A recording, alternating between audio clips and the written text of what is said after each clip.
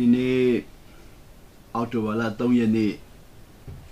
2021နေ့ရောက်လာပါတယ်အရောက်တိုင်းကိုဖျားရှင်ကောင်းချီးပေးပါစေကျွန်တော်တို့တရင်ကျွတ်ကာလတော့ရောက်လာပြီတရင်ကျွတ်ညနောက်လာမဲ့18ရက်ဆိုရင်တော့နော်အောက်တိုဘာလ20ရက်နေ့ဆိုရင်တရင်ကျွတ်လာပြီဖြစ်တော့မယ်ကျွန်တော်18ရက်ပဲလို့တော့တယ်18ရက်တာအတွင်းမှာတရင်ကျွတ်ကာလရောက်လာတဲ့အချိန်မှာမြန်မာနိုင်ငံရဲ့ကျွန်တော်တို့နေထိုင်ရာဒေသအလျောက်ကျွန်တော်တို့နေထိုင်တဲ့ကျွန်တော်တို့ဒေသအလျောက်နဲ့ကြည့်မယ်ဆိုရင်တရင်ကျွတ်ကာလဟာเนาะကျွန်တော်တို့ဒီဝါတွင်3လလုံးကျွန်တော်တို့အပိတ်ဆုပ်တွေအားလုံးကိုကျွတ်သွားတဲ့နေ့ပေါ့နော်ဝါတွင်မှာကျွန်တော်တို့အိမ်လည်းမဝယ်ရအိမ်လည်းမရောင်းရကားလည်းမဝယ်ရကားလည်းမရောင်းရမိန်းမလည်းမယူရလက်လည်းမထက်ရရီစားလည်းမထားရဝါတွင်ကာလမှာကျွန်တော်တို့ရီစားထိုင်လည်းကန်ဆိုးနိုင်တဲ့အိမ်ဝယ်လည်းကန်ဆိုးနိုင်တဲ့ကားဝယ်လည်းကန်ဆိုးနိုင်တဲ့ဝါတွေအားလုံးကဝင်နေတဲ့အချိန်ပေါ့ဝါဝင်ကာလအခုတရင်ကျွတ်တော့မယ်ဒါပေမဲ့ကျွန်တော်တို့ဒီနေ့ဒီကိုနေထိုင်တဲ့နေရာမှာနေတဲ့ကျွန်တော်တို့ဒီနေ့ခုကျွန်တော်တို့တက်တဲ့ခံချက်နားထောင်မဲ့လူတွေအားလုံးဟာအဲ့ဒီဝါတွင်ကာလဆိုတော့မရှိတော့တဲ့နေနိုင်ငံကိုရောက်သွားတယ်ဆိုတော့ကိုကတိသွားရင်တော့ဒီဝါတွင်ကာလဟာကျွန်တော်တို့အတွက်အံ့ဩဖွယ်ရာနော်ခွင့်ကောင်းများစွာရမယ်နော်ကာလဖြစ်ပါတယ်ဒါပေမဲ့မသိတဲ့လူကတော့ဝါတွင်အတိုင်းပဲပြန်ဝင်လို့ရတာပေါ့နော်ဝါတွင်ပြန်ဝင်လို့ရတယ်ကျွန်တော်တို့ကန်ဆူတဲ့နေရာကိုပြန်ဝင်လို့ရတာပေါ့ဆိုတော့ကျွန်တော်တို့ဒီနေ့ကောင်းစင်အရင်ဆုံးရွေးလိုက်မယ်ဝါကျွတ်တော့မယ်ကောင်းစင်ပေါ့ကျွန်တော်တို့ကောင်းစင်မရွေးခင်မှာမေခွန်းလေးတွေဒီအပတ်တွင်းမှာမေခွန်းလေးတွေအများကြီးကိုကျွန်တော်ဒီနေ့ရင်ဆိုင်ရတယ်အဲ့ဒီမေခွန်းတွေထဲမှာကျွန်တော်ဒီတစ်ခေါက်နော်တကယ်လူကြီးနော်သဘောပေါက်လာတဲ့မေခွန်းလေးတွေပေါ့နံပါတ်1မေခွန်းကတော့ယုံကြည်သူချင်းအတူတူပဲတဲ့ဘာဖြစ်လို့ယုံကြည်သူတယောက်နဲ့တယောက်နော်ကောင်းကြီးမတူတာလေယုံကြည်သူချင်းတူတူပဲတဲ့တချို့တွေကြကောင်းကြီးတားရပြီးတော့တချို့ကြကောင်းကြီးမရတာလေတဲ့ယုံကြည်သူချင်းတူတူပဲ the same believer but ကောင်းကြီးကြတော့မတူဘူးတဲ့နော်နံပါတ်2မိခွန်းကတော့ဆုတောင်းတာချင်းချင်းတူအတူတူပဲဒါလို့တို့ဆုတောင်းတာချင်းတူပဲလူတွေကဘာဖြစ်လို့နော်ဆုတောင်းတဲ့အဖြစ်กว่าလာလေတဲ့ဆုတောင်းတာတအားဆုတောင်းတဲ့လူလည်းကောင်းကြီးမရဘူးတဲ့တအားဆုတောင်းလို့တို့တွေ့တဲ့လူကောင်းကြီးမရလူတအားများတယ်တဲ့ဒါပေမဲ့ဆုမတောင်းဘူးလို့ထင်တဲ့လူလည်းကောင်းကြီးရတာအများကြီးတွေ့တယ်တဲ့ဘာကြောင့်လဲနံပါတ်3မိခွန်းကတော့ကျမ်းစာဖတ်တဲ့လူတွေပဲတဲ့ခရိယန်တွေကကျမ်းစာဖတ်တာပဲဒါပေမဲ့ကျွန်တော်တို့ဗာလဲကျမ်းစာဖတ်ကြပြီးတော့ဘာဖြစ်လို့နားလေတာမတူတာလေနားလေပုံမတူကြဘူးဘာဖြစ်လို့ကောင်းကြီးရတာကွာလွန်းတယ်လေကွာလွန်းတာတော့ကျွန်တော်လက်ခံတယ်တော့လက်ခံတယ်ကျွန်တော်တို့ယုံကြည်သူတွေကောင်းကြီးရတာတအားကွာလွန်းတယ်တအားကွာလွန်းတယ်တအားကွာလွန်းတယ်ကျွန်တော်လက်ရှိမြန်မာနိုင်ငံရဲ့အတိုင်းတာမြန်မာနိုင်ငံကနားလည်တယ်လူမြန်မာလူထုနော်အများဆုံး80%ကျော်နားလည်နိုင်တဲ့အတိုင်းတာနဲ့ပြောမယ်ဆိုရင်တော့အရေအတွက်ပေါ့ငွေကြေးအရေအတွက်နဲ့တော့မှတအားကွာတယ်ငွေကြေးနဲ့နောက်ပြီးတော့မြန်မာနိုင်ငံလူကြီး80ငွေကြေးနဲ့ကောင်းကြီးလို့ထင်တဲ့လူတွေရဲ့အမြင်မှလည်းပဲကွာတယ်နောက်ပြီးတော့မြန်မာနိုင်ငံမှာနောက်20%လက်ကျန်ပညာရှင်တွေရဲ့အမြင်မှလည်းပဲပညာရေးမှလည်းတအားကွာတယ်ကောင်းကြီးတအားကွာတယ်တအားကွာတယ်နောက်ပြီးတော့3%ဖြစ်တဲ့နော်ဒီနေ့ကျွန်တော်တို့ယုံကြည်သူစကားနဲ့ပြောမယ်ဆိုရင်တော့နိုင်ငံတော်ရဲ့ဝင်တဲ့လူတွေပေါ့ဒါမဲ့နိုင်ငံတော်စကားနဲ့နားမလည်သေးဘူးဆိုရင်တော့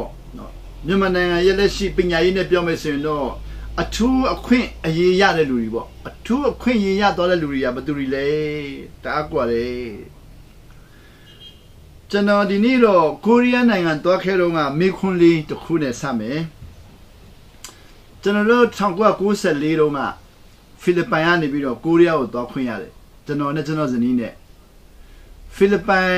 နိုင်ငံမှာရှိတဲ့နော်ကိုရီးယားနိုင်ငံရဲ့ကောင်းကြီးကိုလေ့လာတဲ့အဖွဲ့ရှိတယ်နော်သူတို့ကဘာလို့ဆိုတော့ the prayer tour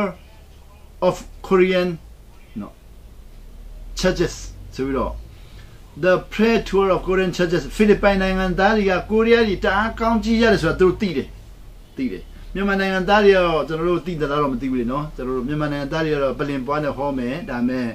လက်တွေ့သိချင်မှသိမှာပေါ့နော်ကျွန်တော်မြန်မာနိုင်ငံသားတွေကကောင်းကြီးဆိုတော့ကျွန်တော်တို့ကမုန်းပွားနဲ့ကြက်လာမယ်ဆိုတာပဲသိတယ်ဒါမဲ့နာခံချင်းပင်ရမယ်ဆိုတော့ကျွန်တော်တို့သိတဲ့လူတအားနေတယ်နော် ကောင်းကြီးရဲ့လှုပ်ဝက်ချက်ဟာမိုးပေါ်ကြလာမဟုတ်ပဲနဲ့နာခံချင်းနဲ့စက်ခူးတာလူတွေကနာခံချင်းနဲ့စက်ခူးဆိုတော့သိတဲ့လူတအားမများဘူးနော်ကောင်းကြီးကောင်းမိုးပေါ်နဲ့ကြမယ်ကောက်ချင်တဲ့လူကောက်အဲ့လိုမျိုးပေါ့ကန်ကောင်းတဲ့လူကြုံအဲ့လိုမျိုးပေါ့စမြန်မာနိုင်ငံတိပုံကတော့နော်ဖြက်လန်းတိပုံပေါ့ဖြက်လန်းတိပုံ shortcut နော် shortcut ရဲ့ပါလေseeking ပေါ့ဆိုဖိလစ်ပိုင်ကြတယ်လို့မဟုတ်တော့စာတအားဖတ်တဲ့ဖိလစ်ပိုင်လူမျိုးတွေနိုင်ငံချက်တအားရောက်တဲ့ဖိလစ်ပိုင်လူမျိုးတို့ကကိုရီးယားကိုလက်ခဏခဏရောက်တယ်ကျွန်တော်နဲ့တူတူသွားလိုက်လို့ရှိရင်ကိုရီးယားနိုင်ငံ10ကျင်ရောက်ပြီနော်10ကျင်ရောက်ပြီ10ကျင်ရောက်တဲ့လူတွေဆိုတော့တို့ကိုရီးယားနိုင်ငံ10ကျင်ရောက်တဲ့ခါမှာဖိလစ်ပိုင်ကောင်းကြီးနဲ့ကိုရီးယားကောင်းကြီးတအားကွာတယ်ဆိုတော့တို့သိတယ်နောက်ပြီးတော့ကျွန်တော်နဲ့ចောင်းတူတူတက်တဲ့ကိုရီးယားနိုင်ငံသားကျွန်တော်ပြန်ပြောပြတယ်။ဘာပြန်ပြောပြလဲဆိုတော့သူကတဲ့ညင်ရုံးကတဲ့အဖေကပြောပြတယ်တဲ့သူ့အဖေကသူ့ကိုပြောပြတာမြန်မာနိုင်ငံကောင်းကြီးတအားများတယ်တဲ့ကိုရီးယားကောင်းကြီးလုံးဝမရှိဘူးတဲ့မြန်မာနိုင်ငံဟာကိုရီးယားထက်6ဆတာတယ်လို့အဖေကပြောပြတယ်တဲ့6ဆတာတယ်ဆိုမြန်မာနိုင်ငံဟာကိုရီးယားထက်6ဆတာခဲ့တာပေါ့အဲ့ဒါကတော့မြန်မာနိုင်ငံတော်လို့မဟုတ်ဘဲနဲ့အင်္ဂလိပ်လက်အောက်ရောက်ခဲ့တော့ကပေါ့ကျွန်တော်မြန်မာနိုင်ငံသားတွေကအင်္ဂလိပ်အောက်ရောက်ခဲ့တော့ကတိုးတက်ခဲ့တဲ့ဟာကိုမြန်မာနိုင်ငံတော်လို့သွားထင်မိတာအဲ့ဒါကြီးမားတော့မမြင်နိုင်ခြင်းပေါ့မြန်မာနိုင်ငံတော်လို့လုံးဝမဟုတ်ဘူးမြန်မာနိုင်ငံသားတော်ရင်တော့အခုလွတ်လပ်ရပြီ90ရင်းမှလေကောင်းကြည့်ရမှာကျွန်တော်မြန်မာနိုင်ငံသားတွေကနာခံခြင်းနားမလဲဘူးနော်ပုံကန်ခြင်းပဲနားလဲတယ်အင်္ဂလိပ်ကိုပုံကန်လာခဲ့တဲ့အချိန်တအားရသွားတော့တနိုင်ငံတွေမှာလည်းအင်္ဂလိပ်ပုံကန်တယ်လို့ပဲနေ့တိုင်းပုံကန်ကြတာပဲအငြိဆုံးအကြီးဆုံးနဲ့ပုံကန်ခြင်းပဲသူတို့နားလေတယ်အင်္ဂလိပ်ကိုနှစ်ပေါင်း100ပုံကန်ခဲ့တဲ့လှုပ်ဝက်ချက်တွေအလုံးသူတို့ရသွားပြီးတော့ပုံကန်တာပေါ့စဒီပုံကန်တဲ့လူတွေကကောင်းကြီးနားလေဖို့တအားခက်သွားပြီတအားခက်သွားပြီအင်္ဂလိပ်ခေတ်တော့ငါကျွန်တော်တို့မနာခံမြန်မာနိုင်ငံသားတွေနာခံခဲ့လို့မဟုတ်ပဲနဲ့နာခံတဲ့လူတွေရှိခဲ့လို့အင်္ဂလိပ်ခေတ်တော့ကမြန်မာနိုင်ငံသားတွေချို့တဲ့အင်္ဂလိပ်ကိုပုံကန်တာပဲလေနှစ်ပေါင်းမြတ်စွာပုံကန်တယ်နော်မြန်မာနိုင်ငံသားတွေအင်္ဂလိပ်ကိုတအားပုံကန်တယ်ဒါပေမဲ့ပုံကန်တဲ့ကြားတွေကနာခံတဲ့လူရှိခဲ့လို့အဲ့ဒီနာခံတဲ့လူတွေကြောင့်မြန်မာနိုင်ငံတိုးတက်ခဲ့တယ်အဲ့ဒါကိုရီးယားထက်6ဆတိုးတယ်တဲ့6ဆတိုးတက်တယ်1948ကနေ1965အထိမြန်မာနိုင်ငံဟာကိုရီးယားထက်6ဆတိုးတက်တယ်6ဆတိုးတက်တယ်ဟုတ်ပြီဆိုတော့6ဆတိုးတက်တယ်ဆိုတော့အဲ့ဒီကျွန်တော်လည်းចောင်းတူတူတက်တယ်တော့သိတယ်သိတော့ကျွန်တော်မြန်မာနိုင်ငံသားသူတွေ့တဲ့အခါမှာအဲ့ဒီ6ဆတိုးတက်တယ်ဆိုတဲ့အမြင်နဲ့ကျွန်တော်ကြည့်တာပေါ့ကျွန်တော်ကြည့်ကျွန်တော်လည်းတူတော့ကျွန်တော်အင်္ဂလိပ်လိုကြတော့ကျေးဇူးတော်ကြောင့်တော်တော်လေးကိုသူထက်နော်အပြောဆိုပိုကောင်းတာပေါ့အင်္ဂလိပ်လိုလည်းပိုကောင်းတယ်အပြောဆိုလည်းပိုကောင်းတယ်ကိုရီးယားမိတ်ဆွေကြတော့အင်္ဂလိပ်လိုမကောင်းဘူးအပြောဆိုမကောင်းနော်အင်္ဂလိပ်လိုမချောမောဘူးပေါ့ကျွန်တော်တို့ကျတော့ချင်းလူမျိုးဖြစ်တဲ့အတွက်ချင်းစကားနဲ့အင်္ဂလိပ်စကားနဲ့နည်းနည်းရောနှောထားတော့အပြောဆိုပို့ပြီးတော့လွယ်တာပေါ့ဆိုတော့သူအဖေပြောတဲ့အတိုင်းသူကျွန်တော်လည်းတွေ့တော့အင်္ဂလိပ်စာပိုကောင်းတဲ့အတွက်6ဆတိုးတက်တယ်ဆိုတော့သူကယုံနေတယ်ဒါပေမဲ့နေ့စဉ်ကျောင်းတူတက်လာတဲ့ခါကျတော့တွေ့ခါစားတော့6ဆတိုးတက်တဲ့လူမြန်မာလူမျိုးနဲ့သူကျောင်းတူတက်လာတဲ့ခါကျတော့တလတက်လာလေးနှစ်လတက်လာလေးကျွန်တော်စင်းရဲမှန်းသူတိလေး3လတက်လာလေးကျွန်တော်စင်းရဲမှန်းတိလေးနောက်ပိုင်းကျတော့ကျွန်တော်တအားစင်းရဲမှန်းသူတိသွားတယ်ကျောင်းမှာခမည်းထောက်ပံ့ဘယ်လောက်ရတယ်လဲဆိုတာမျိုးเนาะဘယ်လောက်ပတ်စံရှိတယ်ကျွန်တော်တောင်းမမေးကြဘူးလေမေးတဲ့ထုံးစံသိမ့်မရှိဘူးလေမရှိတော့ကျွန်တော်လည်းသူ့မမေးဘူးသူလည်းကျွန်တော်မမေးဘူး4လလောက်5လလောက်တက်လာတဲ့ခါကျတော့သူကျွန်တော်တို့စီလာလေရောကျွန်တော်ခေါင်းလာလေတော့ဘာမှမရှိဘူးကျွန်တော်ခမ်းမှာဘာမှမရှိဘူးသူ့အမြင်မှာတော့ကျွန်တော်တို့စက္ကန့်လုံးလို့ဘာမှမရှိဘူးလို့သူထင်တာပေါ့ကျွန်တော်တို့ကိုရီးယားရဲ့အမြင်မှာတော့တအားစက္ကန့်လုံးရင်သူတို့ကပစ္စည်းဥစ္စာတိတ်ဆိတ်မှုစားတော့လေသူဆိုတော့စက္ကန့်လုံးလို့ဘာမှမရှိဘူးထင်ပြီးတော့သူကကျွန်တော်အဲ့လိုမြင်တာပေါ့အဲ့ဒါကျွန်တော်ကသူနဲ့စကားပြောပြီးတော့ပြောရင်နဲ့ဘာထွက်လာတယ်လဲဆိုတော့သူတို့အိမ်မှာကျွန်တော်တို့ကနှစ်ခါသုံးခါသွားပြီဆိုတော့သူတို့စီမှာတုံးစိတ်ဓာတ်များတယ်ဆိုတော့ကျွန်တော်ကမမျှော်လင့်မဲ့နဲ့နော်ကျွန်တော်စီမှာဘာမှမရှိဘူးဆိုတာပြောပြလိုက်တော့ဘာဖြစ်လို့မရှိတယ်လဲလို့ကျွန်တော်မေးတော့ကျွန်တော်ကပြောပြတယ်ခင်ဗျားတို့လိုပတ်စံမမရတာဆိုပြောလိုက်တော့သူကအံ့ဩသွားတာပေါ့အံ့ဩသွားတယ်အဲ့နဲ့ဘယ်လောက်ရတယ်လဲလို့ကျွန်တော်မေးတော့ကျွန်တော်ကဒေါ်လာ100ရတယ်လို့ဒလဆန်ကျွန်တော်တို့ဒလဆန်3ဒေါ်လာ100ဖိလစ်ပိုင်ဝင်နဲ့2500ပေါ့2500သူကြတော့တလောက်1600သုံးတယ်ဆိုတော့အခုသူနဲ့ကျွန်တော်နဲ့ចောင်းသားနဲ့ရှင်မယ်ဆိုရင်16ဆတူနိုင်သွားပြီပေါ့သူ1600သုံးတယ်တလောက်ကျွန်တော်ကဒေါ်လာ100သုံးတယ်ဆိုတော့16ဆနိုင်သွားပြီဟ ဟိုတော့မြန်မာနဲ့သူ6ဆနိုင်တယ်ဆိုတော့ဆိုသူလည်းစကားပြောရင်းနဲ့သူတို့ဘာပြောလာတယ်ဆိုတော့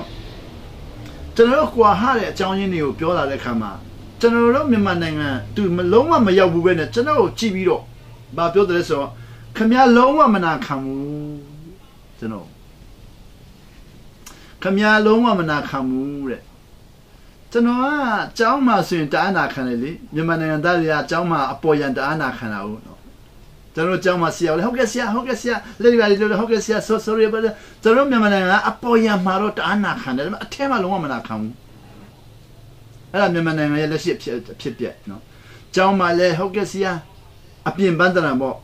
အပြင်ပန်းအပြင်တအားနာခံတယ်နှလုံးသားမှာလုံးဝမနာခံဘူးမြန်မာနိုင်ငံသားတွေကမိဘကိုလည်းဟုတ်ကဲ့ပြောပြီးတော့နှလုံးသားမှာတကယ်မနာခံဘူး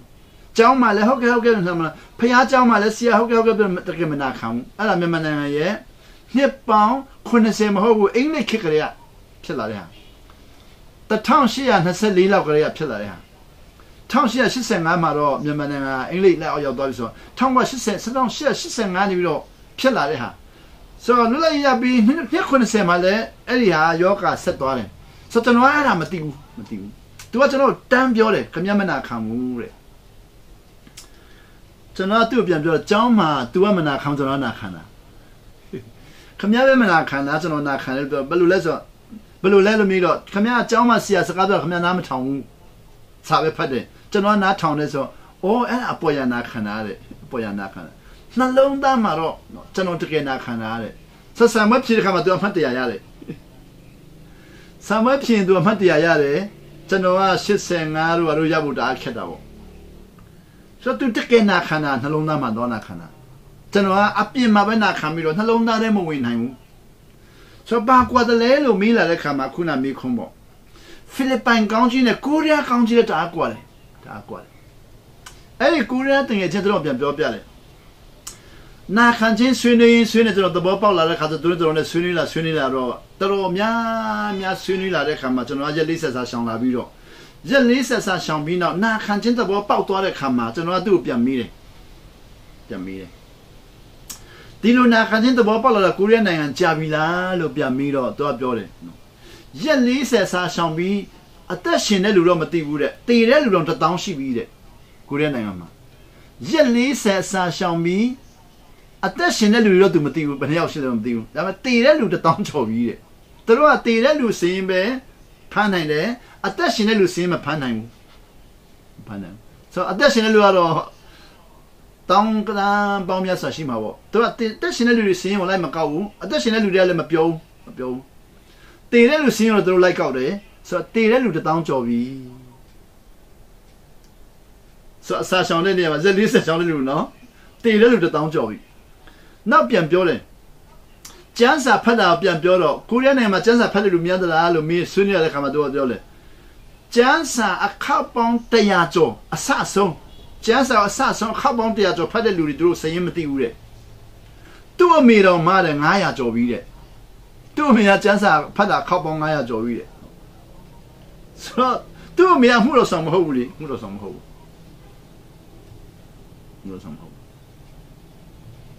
ဒါမဲ့သူ့အမေဖတ်တာတော့ကိုရီးယားလူပဲဖတ်တယ်ဆိုတော့ဒါတော့ထားလိုက်တော့နော်ဘာသာစကားတစ်ခုလေးနဲ့ဖတ်တာဟာဒါတတ်ပေါ့နော်သူ့တင်ရုပ်ဆရာကအင်္ဂလိပ်လူလည်းဖတ်တယ်ကိုရီးယားလူလည်းဖတ်တယ်တကယ်ဖတ်တာ365ခေါက်ဖတ်ပြီးတဲ့365ခေါက်ကျွန်တော်ကဘာဖြစ်လို့နော်ဘာသာတစ်မျိုးလေးနဲ့ဖတ်တာကိုနော်အခေါက်များတော့လဲဘာသာပေါင်းစုံဖတ်တာနဲ့ပွာတယ်လဲလို့မေးလာလို့ရှင်ကျွန်တော်အဲ့ဒါလည်းမပြောတတ်တာမဲ့ဘာသာတစ်မျိုးလေးဖတ်ရင်ကျွန်တော်တို့လက်ခံပုံကတမျိုးလေးဖြစ်ပြီးတော့အာတန်မှုနေတယ်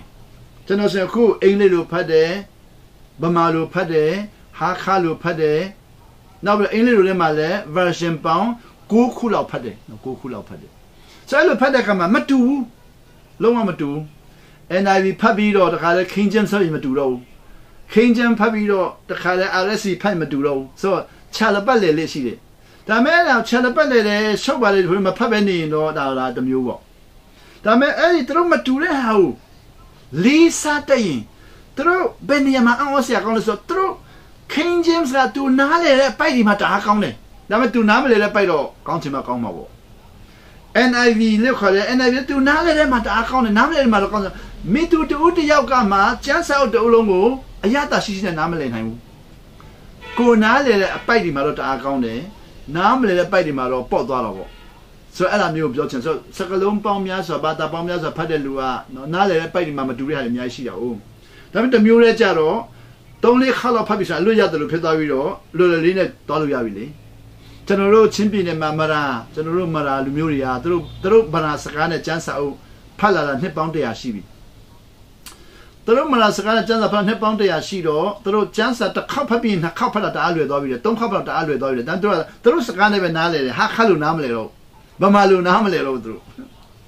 ့အဲ့တော့ဘာဖြစ်လဲသူတို့စကားနဲ့ပဲနားလဲတော့မနာနယ်မြေကဧရိယာတအားကျင်းသွားတဲ့ခါမှာဧရိယာတအားကျင်းသွားပြီးတော့မြို့လည်းမရှိဘူးရွာကလေးပဲရှိတဲ့နေရာမှာကျန်းစာ3ခေါက်ဖတ်တဲ့ခါမှာအဲ့ဖတ်တဲ့လူတွေကမြို့အမြင်မရှိတော့ဘူးရွာအမြင်နဲ့ပဲကျန်းစာသူတို့နားလဲတော့တယ်အဲ့တော့ရွာအမြင်နဲ့မြို့မြင်မှာတအားကွာတယ်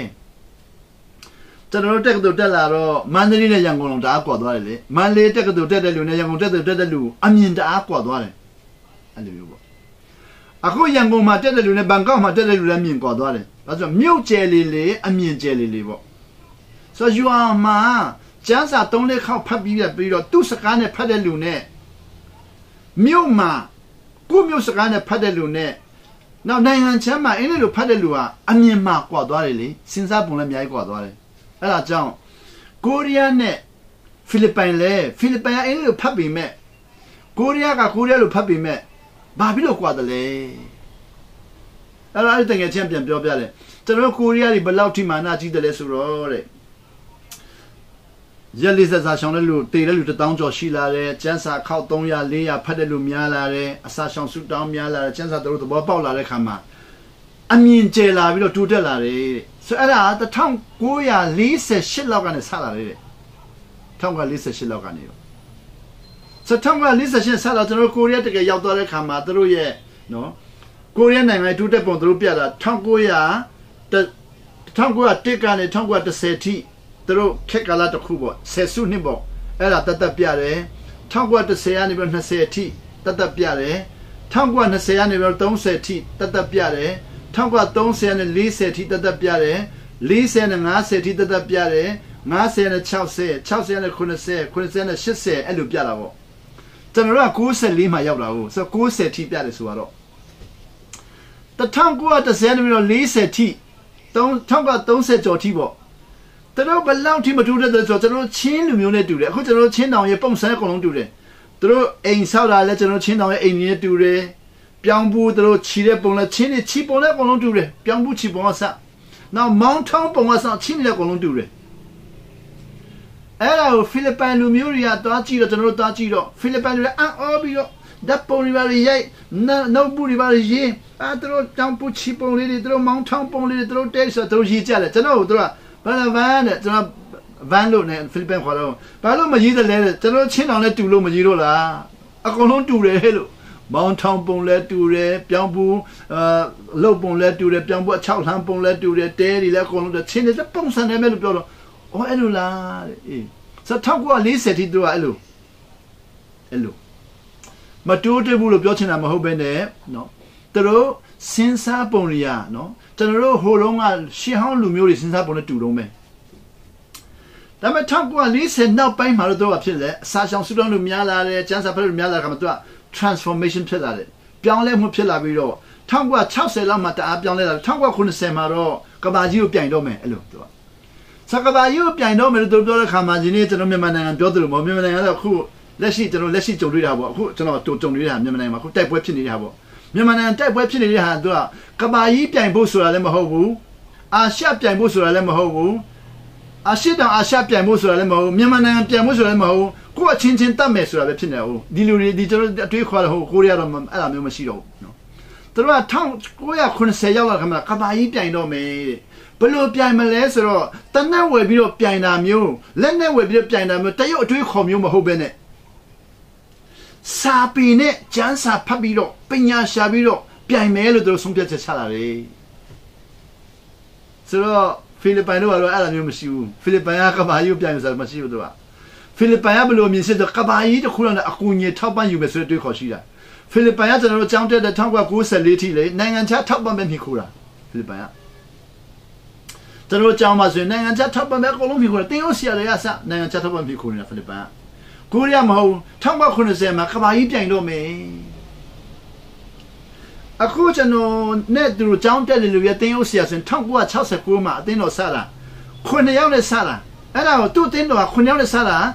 1990မှာအတင်းသား3000ရှိသွားပြီ3000ရှိသွားပြီ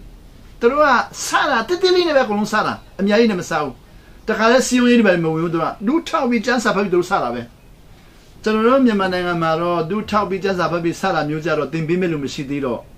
့မိတ်ဆွေခေါ်ပြီးတော့เนาะချင်းလူမျိုးချင်းချင်းစီယုံပြီးတော့เนาะလူမျိုးတစ်မျိုးကြာလောက်သူချင်းချင်းစီယုံဖလန်းချင်းချင်းစီယုံဟာခါချင်းချင်းစီယုံเนาะနောက်ပြီးတော့ဇာညက်ချင်းချင်းစီယုံလောက်သူချင်းချင်းစီယုံပြီးတော့လူဦးရေအယောက်20လောက်ဖြစ်တဲ့ခါမှာစမယ်ကျွန်တော်တို့အဲ့ဒါမှားတာတော့မဟုတ်ပါဘူးဒါပေမဲ့ကျွန်တော်အင်အားယူပုံကเนาะကျွမ်းကျင်ပြီးသားနေရာကိုသွားပြီးတော့အင်အားယူရတာပေါ့သူတို့ကြတော့ကျွမ်းကျင်ပြီးသားနေရာကိုသွားပြီးအင်အားယူတာမဟုတ်ဘဲနဲ့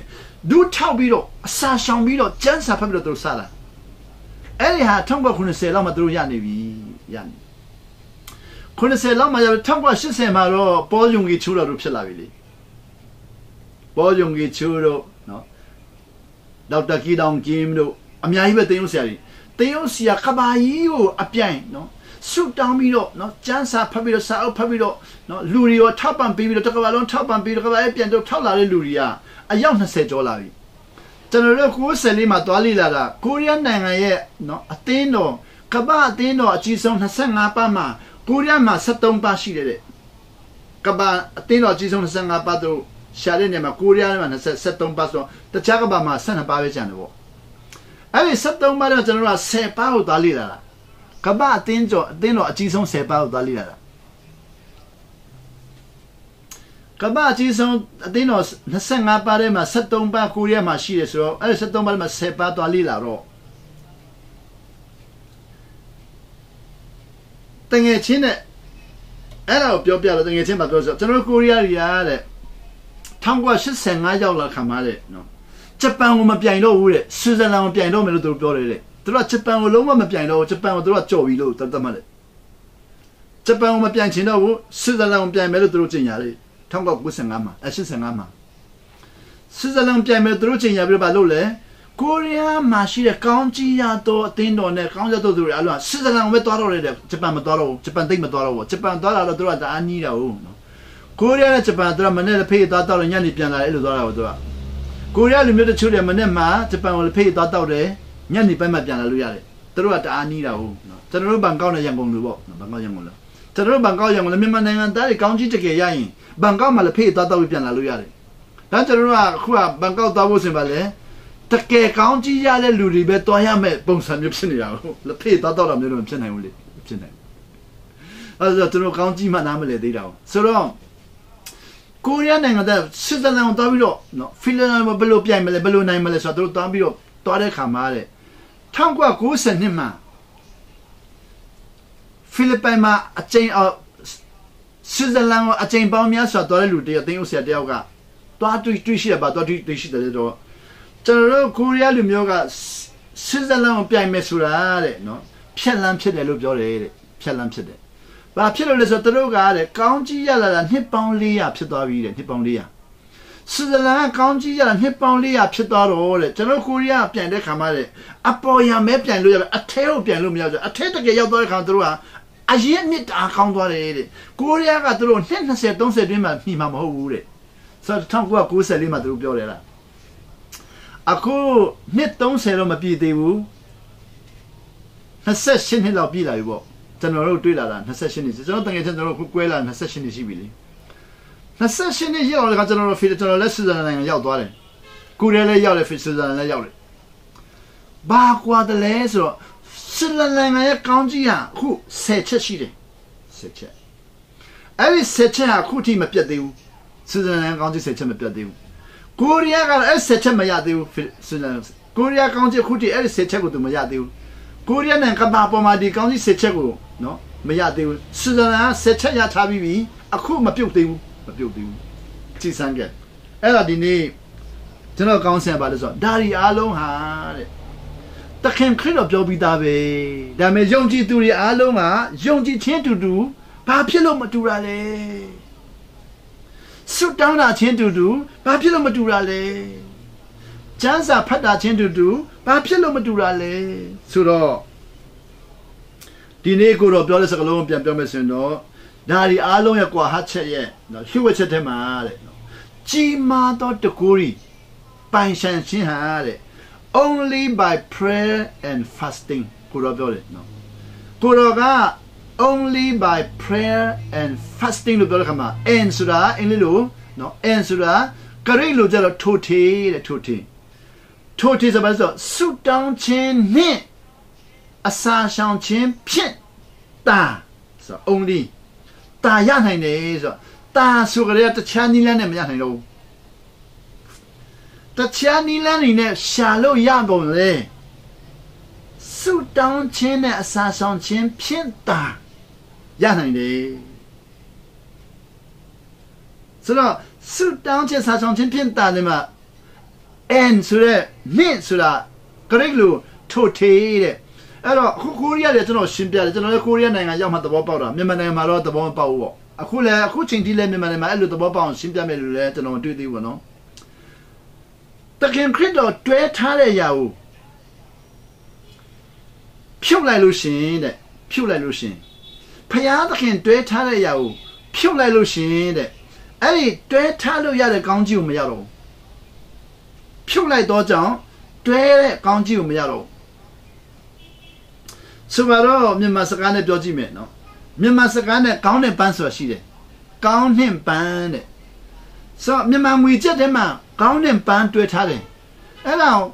ကောင်းကိုဖြုတ်ပြီးတော့ပန်းတစ်ခုတည်းအဲ့ငွေချက်ထဲမှာသွားတွေးပြီးတော့ကောင်းမတွေ့ရင်တန်ဖိုးမရှိတော့ဘူးထိုနည်းလည်းကောင်းပဲပန်းကိုဖြောက်ပြီးတော့ကောင်းကိုပဲတွေ့ရင်တန်ဖိုးမရှိတော့ဘူးအဲ့ဒါအယောင်းဝယ်မှာလုပ်လို့မရဘူးတစ်ဖက်ဖြုတ်ရင်အယောင်းဝယ်လို့မရတော့ငွေတန်ဖိုးပျောက်သွားတယ်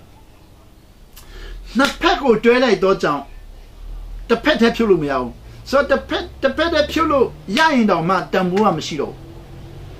ထိုနည်းလည်းကောင်းပဲဘုရားသခင်တွဲထားတဲ့ຢာကိုဖြုတ်ရင်တဲ့အဲ့ဒီတန်ဖိုးမရှိတော့ဘူးလို့သူတို့ပြောပြတာပေါ့ဆိုတော့ကျွန်တော်ကဗာများလဲလို့မေးတဲ့ခါကျသူတို့ပြောပြတယ်ဆုတောင်းခြင်းနဲ့အစာရှောင်ခြင်းလို့သူကတွဲထားပြီးသားကိုယနေ့ယုံကြည်သူတွေကဖြုတ်ပလိုက်တယ်အခုဖြုတ်လိုက်ပါဖြစ်လေတချို့တွေကဆုတောင်းတောင်းနေအစာမရှောင်ခြင်းဘူးတချို့တွေကစာတားရှောင်နေဆုမတောင်းဆိုဖြုတ်လိုက်တာပေါ့ဆိုဆုတောင်းလို့ရတဲ့ဟာတော့ရှိမှာပါအစာရှောင်လို့ရတဲ့ဟာလည်းရှိမှာပါဒါပေမဲ့တွဲလို့ရတဲ့ဟာကိုတော့မရတော့ဘူးပေါ့ဆိုအစာရှောင်လို့ရတဲ့ဟာပါလဲဆိုမြန်မာနိုင်ငံမှာခုလုပ်နေတာမြန်မာနိုင်ငံသားတော်များလုပ်တယ်ပါလဲနော် diet မြန်မာနိုင်ငံသားတော်များအခုရုပ်ရှင်မင်းသမီးတွေလည်းလုပ်တယ်ရုပ်ရှင်မင်းသားတွေလည်းလုပ်တယ်အဆိုတော်တွေလည်းလုပ်တယ်ဆရာဝန်တွေလည်းလုပ် diet လုပ်တယ် diet လုပ်တယ် diet လုပ်တယ်အဲ့ဒီ diet ကအစာရှောင်ခြင်းပဲလေ diet လုပ်တဲ့ခါမှာ diet ကြောင့်ဗာကျန်းမာရလဲခန္ဓာကိုကျန်းမာရရတယ်မှန်တယ်အခုအိန္ဒိယနိုင်ငံမှာသူတို့ဗာတက်လွတ်စားတယ်အသားရှောင်တယ် diet ပဲဘာရလဲခန္ဓာကိုကျန်းမာရတကယ်ရတယ်ဖြစ်ရတယ်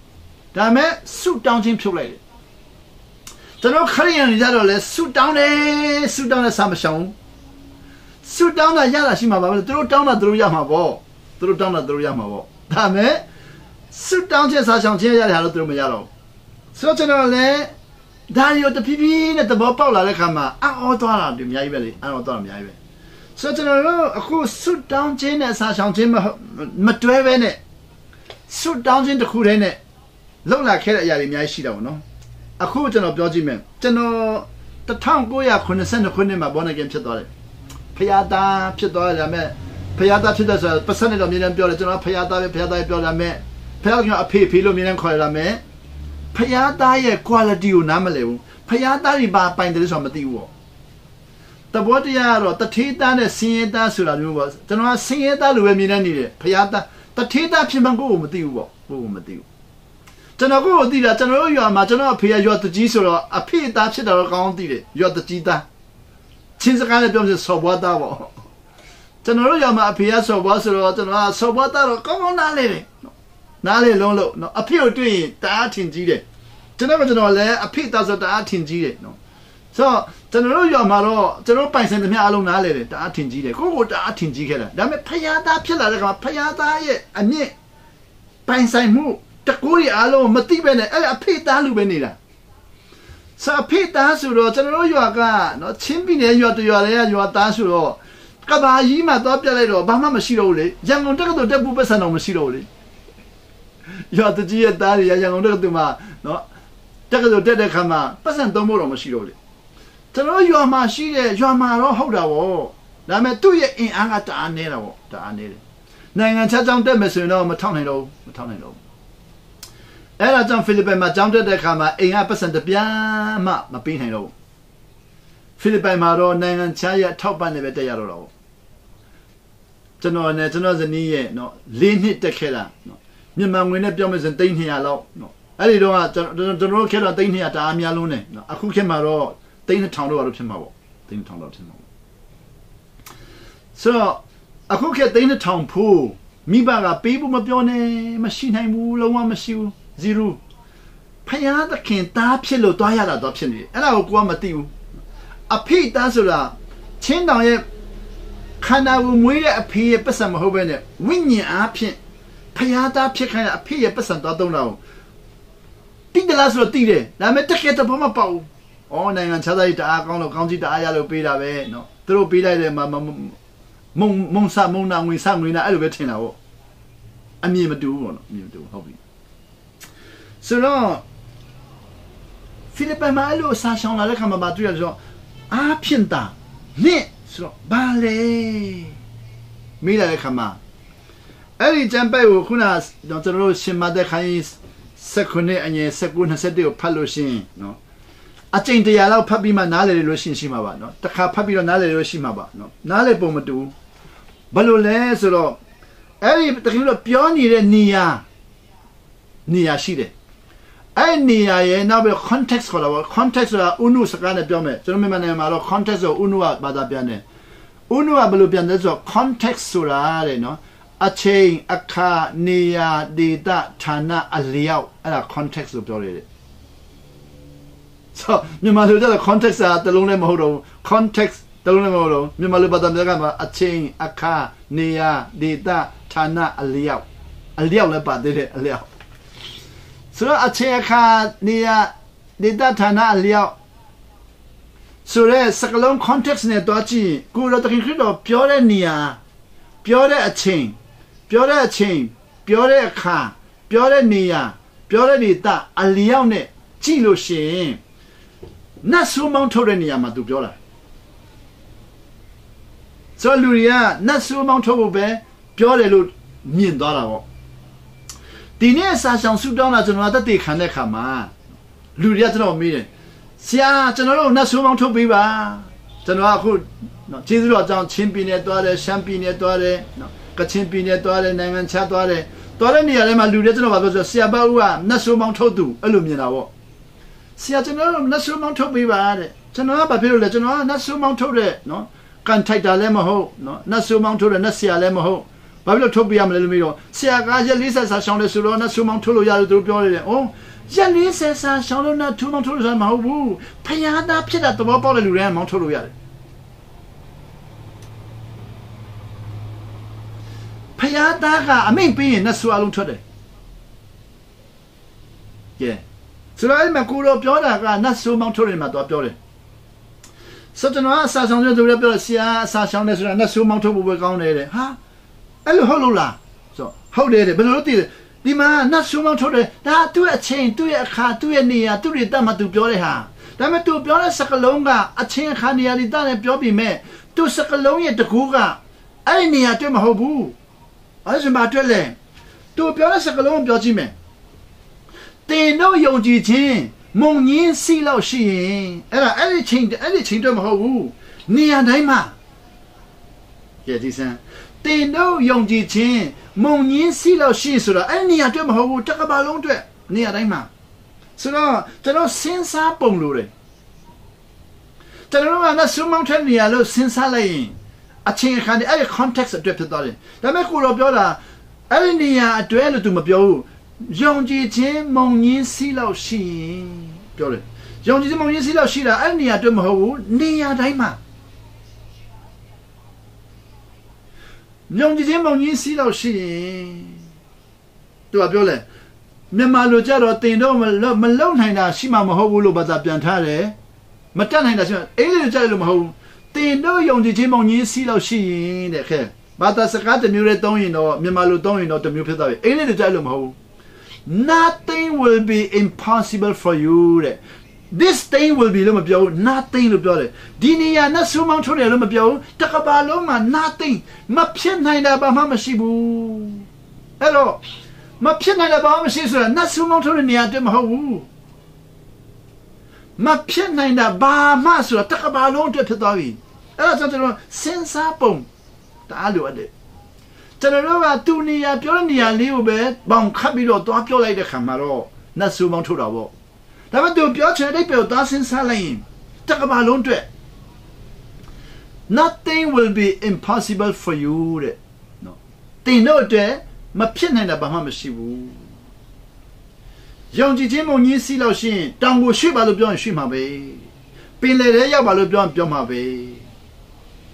nothing will be impossible for ဆိုမဖြစ်နိုင်တာဘာမှမရှိဘူးဆိုတော့အဲ့တနေရာလေးမှာပြောပြတဲ့အတွက်ဒီမှာပြောလို့ဒီနေရာအတွက်ပဲလို့သွားပြောတဲ့လူကစဉ်းစားပုံတစ်မျိုးပေါ့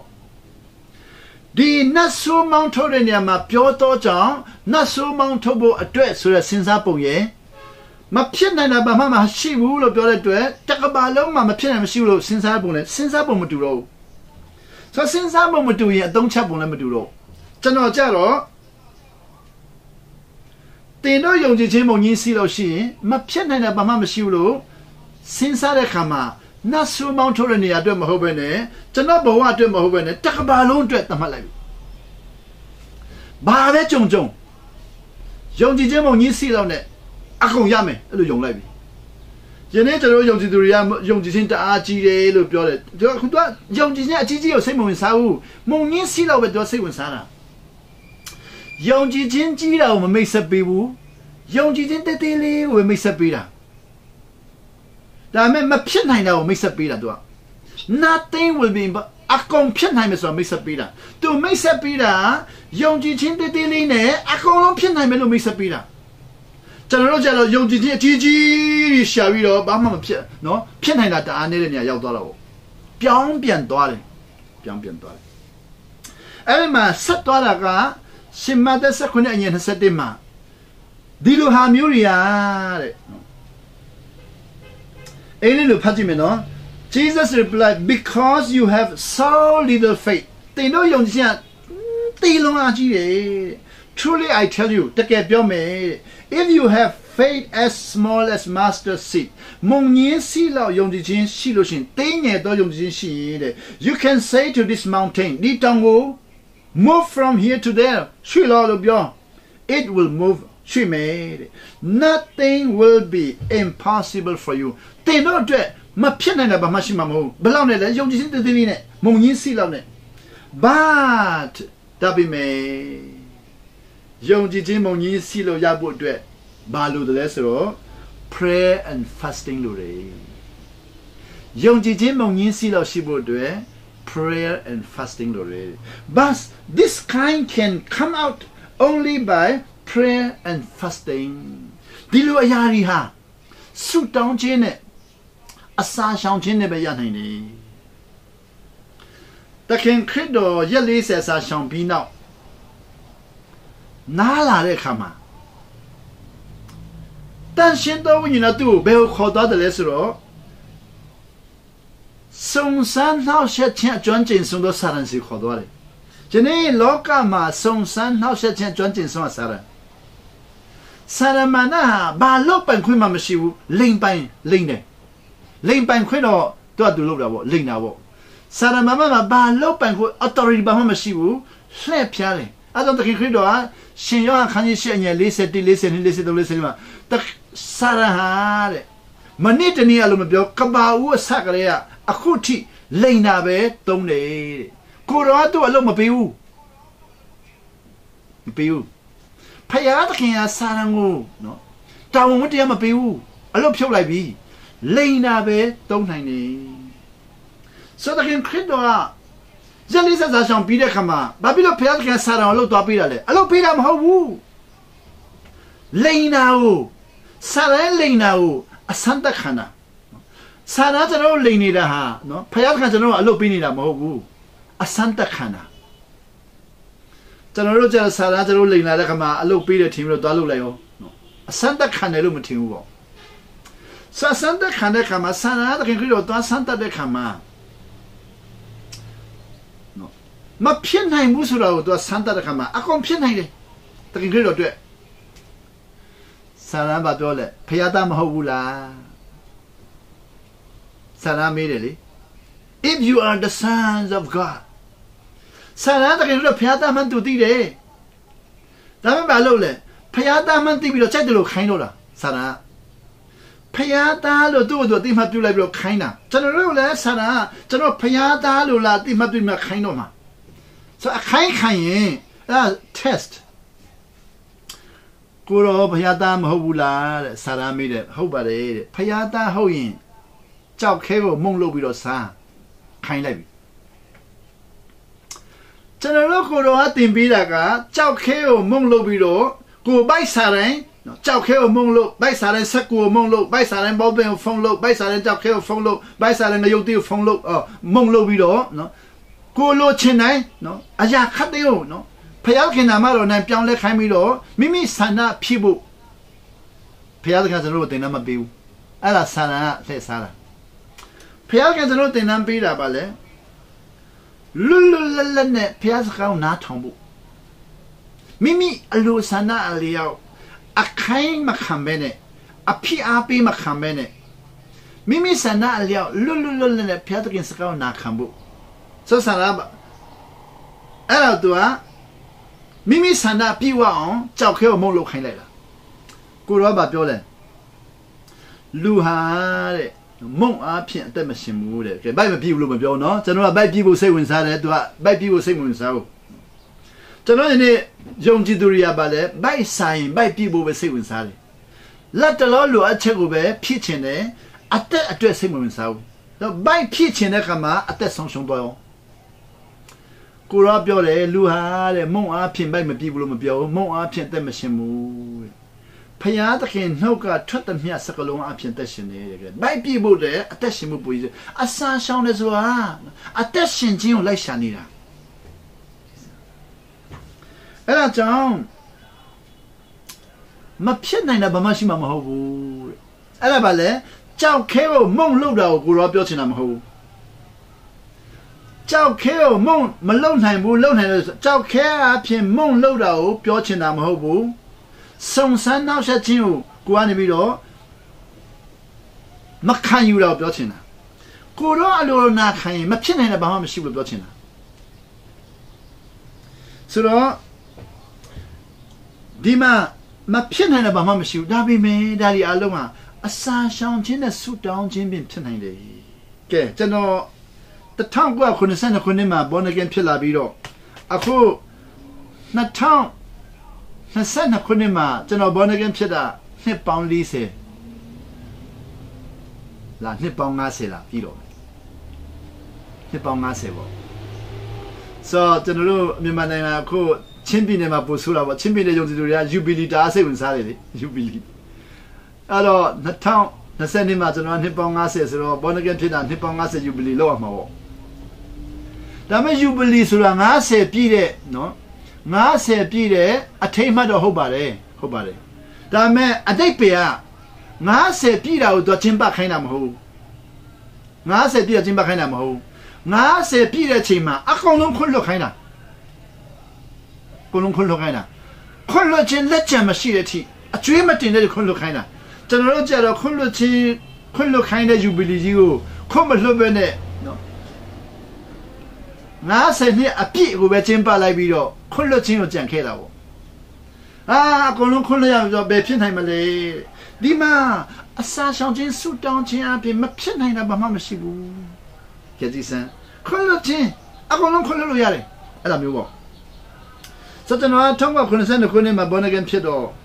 ပရမ born again ဖြစ်တဲ့အချိန်မှာသူတို့ကဖျားသားလို့ပြောပြတော့ကျွန်တော်လည်းဖျားသားမှန်းတော့တည်သွားတယ်ဖျားသားကိုဖျားကအဖေလို့ခေါ်တယ်မှန်တယ်ဆူတောင်းအဖေလို့ပဲခေါ်တာ နောက်ကိုလည်းဖျားသားမှတော့ပြောတယ်ဒါပေမဲ့တကက်သဘောပေါက်တဲ့နေရာမှာအဖေကိုသဘောပေါက်တော့ဖျားသခင်သဘောမပေါက်ဘူးသဘောမပေါက်ဘူးဆိုတော့ဘာလို့လဲကျွန်တော်တို့ဆူတောင်းရင်အဲ့တော့ကျွန်တော်ကျန်းစာတော့ဖတ်သေးဆူပဲတောင်းတာပေါ့နော်ကျန်းစာဖတ်တာကိုတို့ချင်းတော်မှာကျန်းစာမရှိဘူးကျွန်တော်ညင်တော့ချင်းလူရေးတဲ့ကျန်းစာလည်းမရှိဘူးဗမာလူရေးတဲ့ကျန်းစာလည်းမရှိဘူးအင်္ဂလိပ်လူကတော့မဖတ်တတ်ဘူးဆိုတော့မရှိဘူးပေါ့ဆိုတော့ကျွန်တော်ဘောနကဖြစ်တဲ့ချိန်မှာအင်္ဂလိပ်ကျန်းစာလည်းမဖတ်ဘူးချင်းကျန်းစာလည်းမဖတ်ဘူးဗမာကျန်းစာလည်းမဖတ်ဘူးမရာကျန်းစာကိုပဲကိုယ်တိုင်မဖတ်ဘူးဖတ်တတ်တဲ့လူနဲ့နားထောင်ခဲ့တာ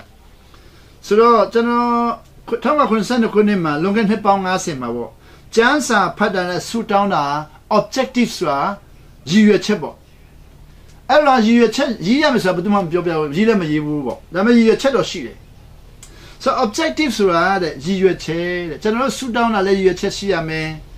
ကျန်းစာဖတ်တာလည်းရည်ရွယ်ချက်ရှိရမယ်ရည်ရွယ်ချက်မရှိဘဲနဲ့တော့ဘယ်သူမှတောင်းချင်မှာမဟုတ်ဘူးရည်ရွယ်ချက်မရှိဘဲနဲ့လည်းဘယ်သူမှကျန်းစာဖတ်ချင်မှာမဟုတ်ဘူးဆိုတော့ရည်ရွယ်ချက်ရှိကိုရှိရတယ်ဆိုတော့ objective လို့ခေါ်တယ်အဲ့ဒါကျွန်တော်တို့ညေတော့လည်းမသိဘူးရေးလည်းမရေးဘူးရည်ရွယ်ချက်လည်းမရေးဘူးပြောလည်းမပြောဘူးဒါပေမဲ့ရည်ရွယ်ချက်ရှိတယ်ဆိုတော့ရည်ရွယ်ချက်ရှိတယ်ဆိုတော့မိမိစန္ဒနဲ့မိမိလိုချင်တာရရှိဖို့အတွက်ဆူတောင်းတယ်ကျမ်းစာဖတ်တယ်ညင်တော့ဆူတောင်းသမျှအားလုံးဟာမိမိစန္ဒပြေဝဖို့နဲ့မိမိလိုချင်တာရရှိဖို့ဆိုတော့ကျွန်တော်ရဲ့ objective ကမိမိစန္ဒပြေဝဖို့နဲ့မိမိလိုချင်တာရရှိဖို့ဆူတောင်းခဲ့တယ်မိမိစန္ဒပြေဝသလားဆိုပဲပြေဝမလဲဆူတောင်းတဲ့ချိန်မှာတော့အေးသွားတယ်ဆူတောင်းပြီးတော့မှခက်ခဲနေကြုံမှာပေါ့မိမိလိုချင်တာရသလားအေးပေါ့ဆူတောင်းတဲ့ချိန်မှာတော့ရတယ်ဆူတောင်းပြီးတော့ရမရလည်းမသိတော့ဘူးပေါ့ဆိုတော့မိမိအလိုဆန္ဒပြေဝမှတာစိတ်ချမ်းသာမယ်ဟုယုံကြည်ခဲ့တာပေါ့ဆိုတော့ဆူတောင်းတာဖခင်သခင်ကျွန်တော်ရဲ့အလိုဆန္ဒပြီးမိမိရဲ့အလိုဆန္ဒကိုပြီးမှစိတ်ချမ်းသာမယ်ဆိုစိတ်ချမ်းသာခြင်းလို့ဆူတောင်းတယ်ဆူတောင်းသမျှအားလုံးဟာမိမိဆန္ဒပြီးဖို့နဲ့လိုချင်တာရဖို့ဆိုတော့တရားဟောတဲ့လူတွင်တင်တဲ့လူတွေကိုနားထောင်တဲ့ခါမှာလည်းအဲ့ဒီလိုတွင်တင်တဲ့လူပဲစိတ်ဝင်စားတယ်ကျွန်တော်တို့တွင်တင်သူများကိုလည်းတဲ့ဒီလိုမိမိဆန္ဒပြေဝဖို့နဲ့မိမိလိုချင်တာရဖို့နဲ့စိတ်ချမ်းသာဖို့တွင်တင်တဲ့လူတွေဝေနားထောင်ခြင်းတယ်အဲ့ဒီလူတွေနဲ့ပဲတက်ရှင်ခဲ့တာပေါ့စက်တင်ဘာ9ခုနှစ်ကနေပြီးတော့နေလာပြီးတော့1990ထိ18နှစ်ကြာသွားတယ်18နှစ်ကနော်နေတဲ့စနစ်မဟုတ်ဘူးတက္ကသိုလ်တော်ပြီးသွားပြီအသက်တော်မှ30ပြည့်လာပြီနော်18နှစ်တည်းမှာမိမိအသက်တော်30ပြည့်လာပြီဆိုတော့အသက်20နဲ့30ဆက်စုနှစ်တစ်ခုပါသွားပြီကိုရီးယားနိုင်ငံနဲ့ပြောမယ်ဆိုရင်ဆက်စုနှစ်တစ်ခုပါသွားပြီမိမိအလိုဆန္ဒပြေဝဖို့နဲ့မိမိလိုချင်တာရဖို့နဲ့အလိုဆန္ဒပြေမှလိုချင်တာရမှစိတ်ချမ်းသာမယ်ဆိုတဲ့အတွေးခေါ်မှာနှစ်ပေါင်း18နှစ်ကြာခဲ့ပြီနှစ်နာသွားပြီတကယ်ပြောမယ်ဆိုရင်နှစ်20နာသွားတာပေါ့နှစ်20နာသွားဒါပေမဲ့20တော့မပြည့်ဘူးပေါ့နော်10စုနှစ်ကျော်နာသွားတယ်1990မှာဖိလစ်ပိုင်ရောက်သွားတော့အဲ့ဒီအမြင်တွေတဖြည်းဖြည်းနဲ့ပြောင်းလာအောင်ဘယ်လိုပြောင်းလာတယ်လဲဆိုတော့ကျန်းစာကြောင်းတက်တော့လို့ဆိုကျန်းစာကြောင်းတက်တော့ဒုတိယအမြင်ရောက်သွားတယ်ဒုတိယအမြင်ပါလို့ဆိုကျန်းစာဖတ်တာနဲ့ဆူတောင်းတာကိုဘ ਹੁ တုဒ္ဒရဖို့နဲ့လူရဝင်ဖို့ဆက်ဆံရေးပြည်တယ်ဖို့ဆိုပြီးတော့ဥတီချက်ဖြစ်လာတယ်ပြန်ပြောမယ်နော်ကျန်းစာကြောင်းဆက်တက်လာတော့ဘ ਹੁ တုဒ္ဒရဖို့လူရဝင်ဖို့ဆက်ဆံရေးပြည်တယ်ဖို့ဆိုတဲ့ဥတီချက်ဖြစ်လာတယ်ဆိုတော့ကျွန်တော်ရဲ့ဥတီချက်အဲ့တော့ရေးတက်လာပြီပေါ့ဖိလစ်ပိုင်ရောက်တော့ရေးတက်လာပြီ objective ဆိုတာရေးလာတယ်ဘယ်လိုရေးလဲကျွန်တော်ကျန်းစာဖတ်တာဆူတောင်းတာဟာဘုရားများများရဖို့လူရများများဝင်ဖို့ဆက်ဆံရေးပြည်လည်ဖို့အဲ့လိုဆူတောင်းလာတာပေါ့သူများနဲ့အပြန်အဆိုင်လိုက်နိုင်မှစိတ်ချမ်းသာမယ်လို့ထင်လာတာပေါ့သူများနဲ့အပြန်ဆိုင်လိုက်နိုင်စိတ်ချမ်းသာဆိုတော့တရားဟောတဲ့လူတွေတုံတင်တဲ့လူတွေကိုဟာလဲဒီလိုတုံတင်တဲ့လူစိတ်ဝင်စားလာတယ်ဆိုတော့သူတို့တုံတင်လို့များလဲဒီလိုတုံတင်မှနော်ဘုရားအများကြီးပြောပြနိုင်မှလူရဝင်တဲ့နီလန်းဒီနော်ကမ္ဘာကောင်းဆောင်ကြီးတွေအကြောင်းပြောပြနိုင်မှအာဗရာဟမ်လင်ကွန်တို့မဟာတမကန်ဒီတို့အာမလီနော်အဲ့လိုပြောပြနိုင်မှဒီအယ်မူရီတို့နော်ဂျွန်သန်အဲဝါတို့အဲ့လိုပြောပြနိုင်မှဒီလိုတွင်တင်တဲ့ခါမှာစိတ်ဝင်စားတယ်လက်ခံနိုင်တယ်နားထောင်ခြင်းတယ်ပေါ့ဒါပေမဲ့1992ရောက်လာတဲ့ခါမှာတော့ရက်40အစာရှောင်ခြင်း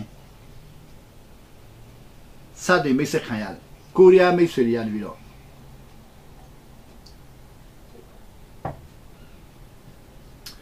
ကိုရီးယားမိတ်ဆွေတွေကျွန်တော်မိတ်ဆက်လာတဲ့ခါမှာ2မျိုး ကျွန်တော်မလုပ်ဘူးတဲ့ကျွန်တော်စိတ်ဝင်စားတဲ့မျိုးရသွားတယ်ဘာလဲဆိုတော့ပထမတစ်မျိုးကအစာရှောင်ဆူတောင်းခြင်းလုံးဝမကြိုက်ဘူး1990နှစ်ထိမကြိုက်ဘူးစာရှောင်ဆူတောင်းခြင်းကိုလုံးဝ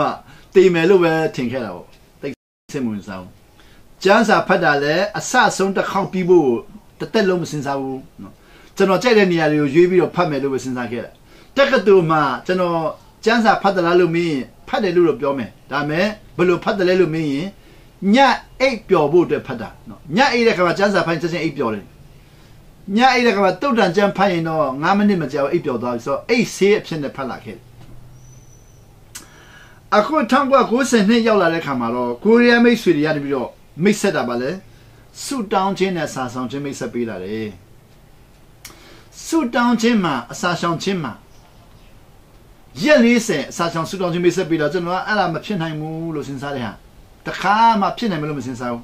တခင်ခရစ်တော်ပဲလုပ်နိုင်မယ်လို့စဉ်းစားတဲ့ဟာလူသားမလုပ်သိဘူးခရစ်တော်ပဲလုပ်နိုင်မယ်ဆိုတော့ဖျားသားဆိုတော့သူကလုပ်နိုင်မှာပေါ့တခင်ခရစ်ဖျားသားဆိုတော့လုပ်နိုင်မှာပေါ့လူသားတွေမလုပ်သိဘူးလို့စဉ်းစားတယ်နောက်ကျမ်းစာဖတ်တဲ့အခါမှာအစအဆုံးကိုအချိန်ပေါင်းများစွာဖတ်တာသူတို့မိတ်ဆက်လာပြီးတော့365ခေါက်ဖတ်တယ်လို့မိတ်ဆက်ပေးလာတယ်ကျွန်တော်ကပြောတယ်မဖြစ်နိုင်ဘူးလို့ပြောတော့သူကဖတ်တဲ့အကြောင်းကိုသူကမိတ်ဆက်ကျွန်တော်တို့ကိုယ်တိုင်သိသွားတာပေါ့ဆက်ကျွန်တော်ဘဝမှာလိလာခဲ့တဲ့စာအုပ်တွေထဲမှာကျွန်တော်စာအုပ်အများကြီးဖတ်တာတော့ကွန်မြူနစ်စာအုပ်တွေအများကြီးဖတ်လာခဲ့တယ်လီနင်စာအုပ်မော်စီတုံစာအုပ်ကင်မီဆွန်စာအုပ်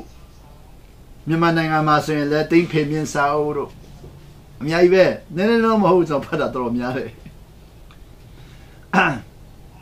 ကိုချီမင်းစာအုပ်တို့ကတော့မာရှယ်တီတိုတို့အများကြီးဖတ်တာပဲကွန်မြူနစ်စာအုပ်အများကြီးဖတ်ခဲ့တာတိန့်ဖေမြင့်တို့ကတော့သဘောကျခဲ့တာဘုချောင်းအောင်ဆောင်လည်းသဘောကျတယ်အဲ့လိုဖတ်လာခဲ့အခုတော့ကျန်းစာကိုအခောက်ပေါင်းရာနဲ့ချီပြီးဆွဲရမယ်ဆိုတာဖတ်လာတော့မကြုံဘူးတဲ့ဟာအစာရှောင်တာရက်40တော့မကြုံဘူးတဲ့ဟာဆိုတော့ကျန်းစာဖတ်တယ်နဲ့ဆူတောင်းတာဘယ်လိုလုပ်လာတယ်လဲဆိုတော့နာခံမဲ့ဟူသောနာခံလိုသောစိတ်နဲ့ဆက်ဆံရေးပြည်တယ်ဖို့မဟုတ်ဘဲနဲ့ဆက်ဆံရေးတည်ဆောက်ဖို့ဆက်ဆံရေးပြည်တယ်တာက compromise ဆက်ဆံရေးတည်ဆောက်တာက develop မတူတော့ပြည်လေဆိုတာအများနဲ့ပြည်လေအောင်နေတာရီလိုက်ငါးလိုက်မြန်မာလူရီလိုက်ငါးလိုက်အင်္ဂလိပ်လို water follow fish follow တဲ့နော်ရီလိုက်ငါးလိုက်အခုတော့ရီလိုက်ငါးလိုက်မဟုတ်ဆက်ဆံရေးကိုတည်ဆောက်မယ်ဘယ်လိုတည်ဆောက်မလဲဘဝခိုင်ခန့်တဲ့တည်ဆောက်မယ်သူများနဲ့ရံမဖြစ်အောင်ပြည်လေပြီးအောင်မဟုတ်ဘူးသူများနဲ့ရံဖြစ်မဖြစ်အောင်နှိမ့်ချမယ်သူများနဲ့ရံမဖြစ်အောင်နာခံမယ်သူများနဲ့ရံမဖြစ်အောင်ခွင့်လွှတ်မယ်အေးပေါ့သူများနဲ့ရံမဖြစ်အောင်တိုက်ပွဲမဖြစ်အောင်တနတ်နဲ့မပြစ်အောင်သူများနဲ့နော်လောက်ကြံတက်ဖြတ်တိုက်ခိုက်မှုမဖြစ်အောင်ရည်လိုက်ငါးရညီမယ်မဟုတ်ဘူးရည်လိုက်ငါးလည်းမဟုတ်သူများနဲ့လောက်ကြံတက်ဖြတ်တိုက်ခိုက်ရံပွဲစစ်ပွဲမဖြစ်အောင်နာခံမယ်နှိမ့်ချမယ်ခွင့်လွှတ်မယ်သဘောပေါက်လားဆိုတော့အဲ့မှာလှုပ်ဝက်ချက်ပါလဲဆိုနာခံခြင်းဖြစ်လာကျွန်တော်ညင်ကလေးကနာခံတာအတုပဲလေနော်အပေါ်ရမဲ့နာခံခဲ့တာကိုအဖေနဲ့မေကိုလည်းပေါ်ရနာခံလာခဲ့တယ်တကယ်စစ်နာခံလာတော့တာအခက်ဆုံးလို့ထင်တယ်ကျောင်းဆရာသမားတွေကိုနာခံခဲ့တယ်အစစ်နာခံဖို့တာအခက်တယ်အကူတွေကိုလည်းနာခံခဲ့တယ်အစစ်နာခံဖို့တာအခက်တယ်ဆိုတော့အစစ်နာခံခြင်းအစစ်ကိုညင်ကလေးကရှောင်ခဲ့တာပေါ့ရှောင်ခဲ့တယ်အပေါ်ရံကိုတော့အတက်နိုင်ဆုံးတော့ကြိုးစားတာပေါ့အခုတော့နာခံမဲ့ဟူသောနာခံလိုသောစိတ်နဲ့ဆက်ဆံရေးပြည်လည်အောင်လုပ်မဲ့တော့ဆိုမဟုတ်ပဲနဲ့ဆက်ဆံရေးတည်ဆောက်ဖို့ဆိုတဲ့ဥတီချက်လုပ်လာတယ်အဲ့တော့ကျမ်းစာထဲမှာနာခံသူများကိုရှာလာတယ်နာခံသူများရှာလာရင်လည်းမနာခံသူများစွာတွေ့လာတယ်အဲ့တော့တွေ့လာတဲ့ခါကျတော့တွန်တင်လမ်းပြတဲ့လူတွေကိုလည်းထိရောက်သောတွန်တင်လမ်းပြသူများကိုရှာတတ်လာတယ်မထိရောက်တဲ့တွန်တင်လမ်းပြသူများကိုသဘောပေါက်လာဆိုတွန်တင်သူများကိုလည်းထိရောက်သောတွန်တင်လမ်းပြသူများကိုသဘောပေါက်လာပြီးတော့ရှာတတ်လာတယ်အဲ့ဒီလိုပြောလို့ဆို mentors ဆိုတာဘာလဲဆိုတော့ထိရောက်သောနေရာကိုပို့ဆောင်ပေးသောအကြံပေးပုဂ္ဂိုလ်များကျွန်တော်တို့ရည်လိုက်ငါလည်းအသက်ရှင်တာတို့နော်အပြိုင်ဆိုင်သက်ရှင်တာတို့သူများအပြစ်ရှာပြီးတော့အနိုင်ကျင့်တာတို့အဲ့လိုမျိုးမန်တာမဟုတ်ပဲနဲ့ခွင့်လွှတ်ခြင်းနဲ့ရေရှည်စဉ်းစားဖို့ နှိမ့်ချခြင်းနဲ့ရေရှည်သွားဖို့နာခံခြင်းကိုထာဝရသွားဖို့ elementary ရှာတတ်လာတယ်အဲ့လိုရှာတတ်လာတဲ့အခါမှာကောင်းကြီးရဲ့ရေရှည်ဗျူဟာတွေကိုဖန်တက်လာတယ်အဲ့ဒီမှာဘာတွေ့လာတယ်ဆိုတော့စာရိတ္တဟာအောင်မြင်မှုထက်ပိုရေးကြီးကြောင်းသိသွားတယ်ခိုးတော့ကတော့အောင်မြင်ပြီးရောဘိန်းရောင်းရင်လည်းရောင်းမယ်ခိုးတော့ကအောင်မြင်ပြီးရောဘိန်းရောင်းလည်းရောင်းမယ်ဘိန်းဆိုင်လည်းဆိုင်မယ်တနက်ဝယ်လည်းဝယ်မယ်အဲ့လိုပေါ့အခုတော့မဟုတ်ဘူးစာရိတ္တဟာအောင်မြင်ခြင်းတဲ့ပူရေးကြီးတာသိလာတယ်ရက်တီချက်ဟာဖြက်လန်းမဟုတ်ကြောင်းသိလာတယ်နာခံခြင်းဟာတကူတအားကြီးတော့သိသွားတယ်ဖယားသခင်နာခံတဲ့လူတွေဟာနော်ဓမ္မဟောင်းကျမ်းမှာအော်ပွဲမီးရလည်းတို့မလောင်ဘူးမီရှက်ဆာဒဘယ်ကိုမီးရမလောင်ချင်းတွေကလည်းတို့မကြိုက်ဘူးဒါရေလောက်ချင်းတွေကမကြိုက်ဘူးယောသဟာကျွန်ဖြစ်တော်လဲဖာရောဘုရင်အပေါ်ရောက်သွားတယ်ကျွန်တယောက်ကဘုရင်ပေါ်ရောက်သွားတယ်ဆိုအောင်ဆရာနာခံခြင်းကြောင့်ဆိုတာသိလာတယ်အဲ့တော့နာခံခြင်းရဲ့အတိအပွင့်များကိုမြင်တက်လာပြီးတော့နာခံခြင်းရဲ့ဆိုးကျိုးများကိုလည်းမနာခံခြင်းရဲ့ဆိုးကျိုးများကိုလည်းမနာခံခြင်းရဲ့ဆိုးကျိုးများကိုလည်းမြင်လာတယ်အဲ့လိုမြင်လာပြီးကျမ်းစာဖတ်တဲ့ခါကျတော့အိုးကျမ်းစာမှာအကုန်လုံးသွားရှိတယ်အော်ဆရာကျွန်တော်ဟိုတော့ကျမ်းစာဖတ်တာဘုဟုတုဒဖြစ်နေဖတ်တော့ဖတ်ဆရာတိတ်မရှိဘူးဘာဖြစ်လို့လဲဟိုးရှိတော်လူတွေကဘုဟုတုဒမှမရှိတာဆိုကျမ်းစာဘုဟုတုဒဖြစ်နေဖတ်တော့ဖတ်ဆရာတိတ်မရှိဘူးဘုဟုတုဒလို့ကျင်တော့ကွန်မြူနစ်အကြောင်းတွေဒီမိုကရေစီအကြောင်းတွေဆိုရှယ်လစ်အကြောင်းတွေဖတ်မှာဘုဟုတုဒရှိမှာအခုကကျမ်းစာထဲမှာကွန်မြူနစ်အကြောင်းလည်းမရှိဒီမိုကရေစီအကြောင်းလည်းမရှိဆိုရှယ်လစ်အကြောင်းလည်းမရှိတော့ဘုဟုတုဒတိတ်မများဘူးအဲ့တော့ဖတ်ခြင်းစိတ်မရှိဘူးအခုနာခံခြင်းနဲ့ဖတ်တဲ့ခါကျမှကျမ်းစာအိုးနာခံခြင်းအပြည့်ကျမ်းစာထဲမှာရှာလို့မကုန်တုံးလို့မကုန်ဖြုံးလို့မကုန်နဲ့နေလုံးလို့တာတွေ့တယ်ဖတ်လေနာခံခြင်းကိုတွေ့လေဖတ်ရကြအခုတော့ကျမ်းစာခောက်တရားကျော်ဖတ်လာတာညင်းဝဲဆိုတာမရှိတော့ဘာလို့လဲနာခံသူတွေကိုတွေ့ပြီးတော့သူတို့ရဲ့တက်တာကိုကြည်လာတဲ့ခါမှာတဖြည်းဖြည်းနဲ့သူတို့နာခံခြင်းဟာတရက်နှစ်ရက်နာခံခြင်းမဟုတ်ဘဲနဲ့တနေ့နှစ်နေ့နာခံခြင်းမဟုတ်ဘဲနဲ့ထာဝရနာခံခြင်းကိုသူတို့သဘောပေါက်မှတွေ့သွားတယ်ကျွန်တော်တို့က10မိနစ်လောက်နာခံရတဲ့ကောင်းကြီးအများကြီးရချင်တာဟုတ်အများကြီးပဲ10မိနစ်နာခံလိုက်တာကောင်းကြီးအများကြီးရချင်တယ်ရမှာပါဒါပေမဲ့10မိနစ်နာခံပြီးကောင်းကြီးအများကြီးရရင်အဲ့ဒီကောင်းကြီးကိုတည်နိုင်မှာမဟုတ်ဘူးကောင်းကြီးတည်တာဟာနာခံခြင်းနဲ့ပဲတည်လို့ရတယ်မနာခံတည်လို့မရဘူးဆိုတော့ဒီနေရာဒီဘယ်လိုလုပ်ဖြစ်နိုင်မလဲလို့မေးလာတဲ့ခါမှာတော့ဟုတ်တာဗောဒီနေရာဒီဘယ်လိုဖြစ်နိုင်မေးတဲ့ခါမှာကျွန်တော်တို့ကလည်းမကြမ်းမာရင်တော့လူကပါလဲအားနဲ့ချက်များရှိတာပေါ့အခုမကြမ်းမာတဲ့လူတွေအားနဲ့ချက်များရှိတယ်ကျွန်တော်မကြမ်းမာဘူးအလုံးမလုံးနိုင်ဘူးတဲ့ဆိုမကြမ်းမာရင်ခန္ဓာကိုယ်ကမဖြစ်နိုင်ဘူးလို့ဆိုတာဒါအများတယ်မကြမ်းမာရင်ပေါ့ခန္ဓာကိုယ်မကြမ်းမာရင်တော့နောက်မမြင်နိုင်ရင်လည်းမဖြစ်နိုင်ဘူးတဲ့မမြင်နိုင်ဘူးဆိုတော့လည်းမျက်စိနဲ့မမြင်နိုင်တာရဲ့နှလုံးသားနဲ့မမြင်နိုင်ရင်လည်းဖြစ်နိုင်တဲ့ဟာမဖြစ်နိုင်ဘူးလို့မြင်နေထင်တယ်ကျွန်တော်ဟိုနေ့ကသတင်းစာဖတ်တော့အခုဘရာဇီးနိုင်ငံမှာတဲ့လူတယောက်ကတဲ့မော်တော်ဆိုင်ကယ်ကိုရေနဲ့မောင်းတယ်တဲ့လက်စီမသုံးတော့ဘူးလက်စီမသုံးတော့ဆိုရေတပလင်းကိုမော်တော်ဆိုင်ကယ်နဲ့ထည့်ပြီးတော့မောင်းတာတဲ့ကီလို200မောင်းလို့ရတယ်တဲ့ကီလို200ရေတပလင်းနဲ့ကီလို200မောင်းလို့ရတယ်ကျွန်တော်လက်စီကြတော့လက်စီတပလင်းနဲ့ကီလို200မောင်းလို့မရဘူးလက်စီတပလင်းကကျွန်တော်ဒီကနေပြီးတော့ဆိုင်ကယ်စီးကြည့်တာရန်ကုန်ကနေပြီးတော့ချောင်းတာကိုသွားတာလေးပလင်းပုံတယ်လေးပလင်းလက်စီလေးပလင်းနဲ့ချောင်းတာကိုရောက်တယ်အခုချောင်းတာနဲ့ရန်ကုန်ကမိုင်ပေါင်း160ပဲရှိတာမိုင်200မရှိဘူးအခုဘရာဇီးနိုင်ငံသားကရေတပလင်းနဲ့ကီလို200မောင်းလို့ရတယ်ရေတပလင်းနဲ့ကီလို200မောင်းလို့ရတယ်ဆိုတော့မဖြစ်နိုင်ဘူးကြည်စမ်းမမြင်နိုင်ရင်နဲ့မဖြစ်နိုင်ဘူးလို့ပြောတယ်မမြင်နိုင်ရင်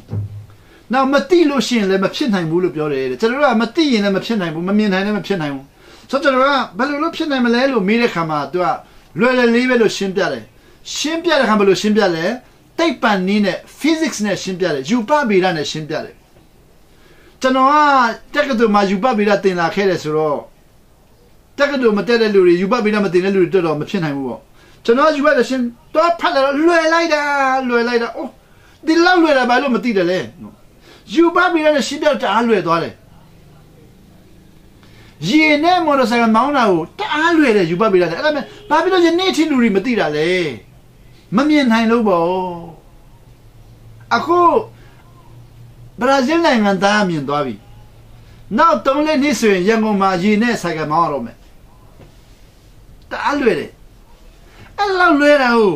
ဘာဖြစ်လို့မသိတယ်လဲဆိုတော့မမြင်လို့တဲ့မစင်းစားမိလို့လူတွေကမစင်းစားဘူးမမြင်ဘူးနောက်ပြီးတော့မနာခံရင်လည်းမဖြစ်နိုင်ဘူးဆိုတော့ရက်လေးဆက်စားရှောင်တာတို့ကတော့မနာခံရင်မဖြစ်နိုင်ဘူးကျန်းစာခောက်တရား200ဖတ်တာလည်းမနာခံရင်မဖြစ်နိုင်ဘူးခွင့်လွတ်တယ်ဆိုတာလည်းမနာခံရင်မဖြစ်နိုင်ဘူးသင်ချတယ်ဆိုတာလည်းမနာခံရင်မဖြစ်နိုင်ဘူးအမြင်ပြောင်းတယ်ဆိုတာလည်းမနာခံမဖြစ်နိုင်ဘူးပေါ့ဆိုတော့ဒီမနာခံလို့ရှိရင်မဖြစ်နိုင်ဘူးတဲ့ဆိုတော့မဖြစ်လဲကျွန်တော်တို့မနာခံတော့ကြောင့်မဖြစ်နိုင်တာတွေအများကြီးရှိတယ်မသိတော့ကြောင့်မဖြစ်နိုင်တာတွေအများကြီးရှိတယ်မမြင်နိုင်တော့ကြောင့်မဖြစ်နိုင်တာတွေအများကြီးရှိတယ်ကျမ်းမာရေးမကောင်းလို့လည်းမဖြစ်နိုင်တာတွေအများကြီးရှိတယ်အဲ့ဒါကြကြီးဟာဘာလဲမစင်စားဘူးလို့မမြင်ဘူးလို့စိတ်ထားကောင်းတာတွေကိုလည်းကျွန်တော်ကမကြုံဘူးလို့ဟဲ့ပေါ့ဆိုဒီနေ့ထို့ကြောင့်တဲ့ဒါရီဟာတဲ့ယုံကြည်ခြင်းမုံညင်းစီးလောက်ရှိတာလေးနဲ့